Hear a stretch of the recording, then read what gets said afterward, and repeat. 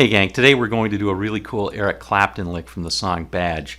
It involves kind of a play between a minor and a major, and most importantly involves some really cool bends in it. I think you'll enjoy it. We're going to do the demo and then we'll do the lesson. Hey, and if you have any comments for other songs or other things I can do, make sure you put them in the comments below. Alright, we'll see you in just a second.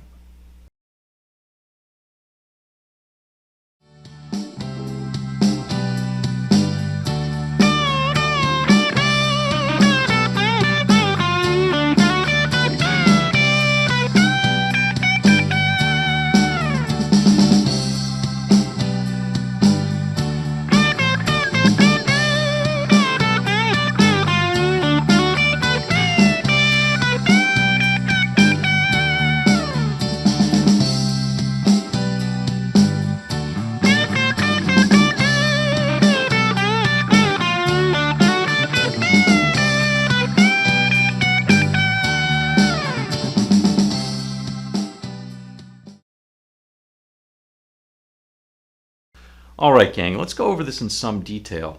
First things first, you can download the tab from the link in the description below. It might make your life a little bit easier. Now what I'd like to do on this lesson is first I'll do the whole thing kind of slowly. I'll do a slow-mo demo of it. Then we'll give you a tiny amount of theory to show you how the lick works. And then we'll break it down note for note. Pretty short, so there's only a couple of lines here. Alright, so let's start out with a slow-mo demo here. We're going to start out on the second string, 13th fret. Bend a whole step. Here we go.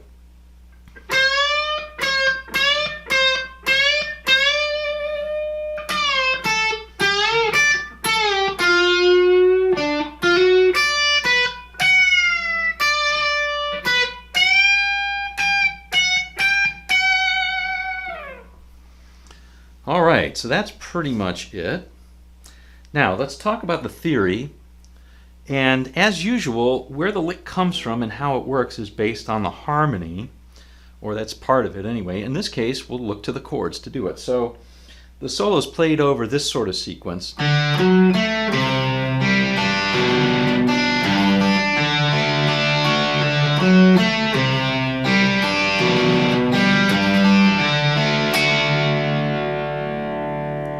All right. Now those of you who are Tom Scholz fans or Boston fans will recognize that as sort of the More Than a Feeling chords. This song actually preceded it, and I'm sure something else preceded this one with that same sort of sequence. But it's basically C to G to D, with the key chord or home base being that D. It stays on a D for quite a while.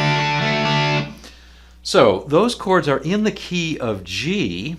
Those three chords, G, C, and D, are in the key of G. So G major is the key, but with the home base of D, we would call that the D Mixolydian scale. So you can look at it modally as Clapton's playing out of the D Mixolydian for the most part.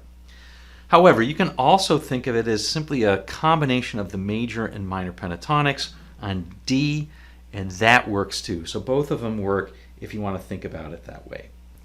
Okay, let's go over this lick now. There's only two lines to it. They're both really cool. So here we go. We're going to start them out right here on the 13th fret, second string.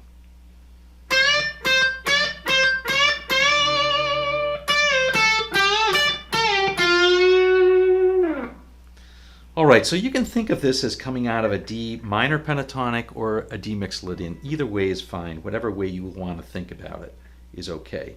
The key thing is that we're going to end up on that D major third, bending from the minor third. So let's start out. We're going to start out on the second string, 13th fret, bend that a whole step, and come down to the 13th itself a few times at the end, giving it vibrato, like so.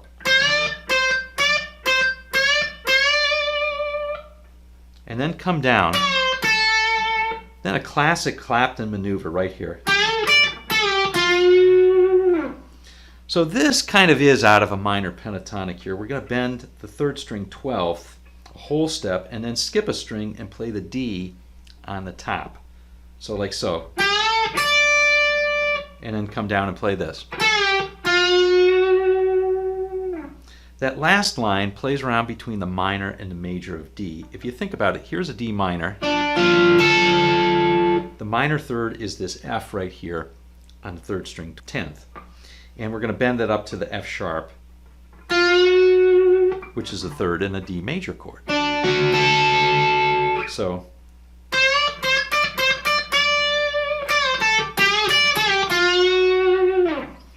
cool. All right, here's the second line, which I think is even cooler. It has some really cool bends at the end, and the rhythm's really neat about it. So it goes kind of like this.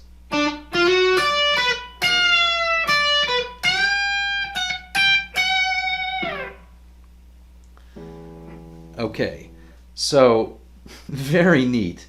So we're going to first outline a D chord. So that's pretty neat. 4th string, 12th fret, which is the root of D. And then we're headed toward this, which is, as we know now, is 3rd string 11th is the F sharp, which is the 3rd of D.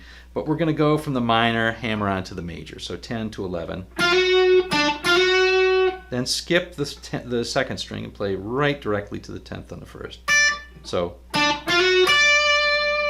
come down to 2nd string 12th. And then we're going to bend on the 1st string 12th, whole step, bring it down slowly, play the 10th. And before we do our cool bend, we're going to play the 12th on the 2nd. All right, now we come to the end of this. So far we've got... We're going to go to the 13th on the 1st string and bend that up a whole step.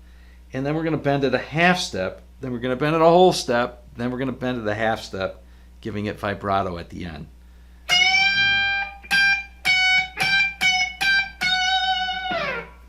All right, so what's really cool about that is we're bending that whole step, then that half step, and that is not easy to do, I can tell you. It's really easy to either overbend on the half step bend or underbend on it. So the first step is okay, the first bend is fine.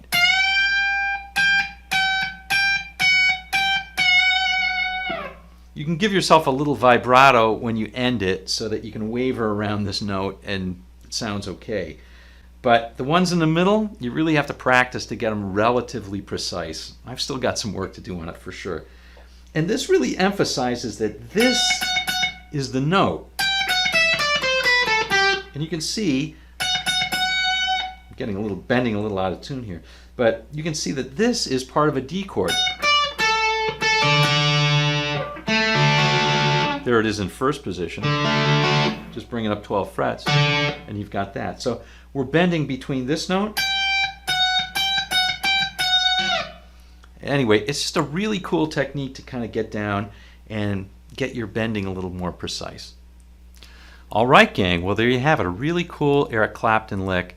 One that involves some pretty cool techniques in bending and then that major minor thing that he's got going on, which is also pretty cool. If you like this lesson, don't forget to click the like button, and why don't you subscribe for a couple of these every single week. Okay, we'll see you on down the road.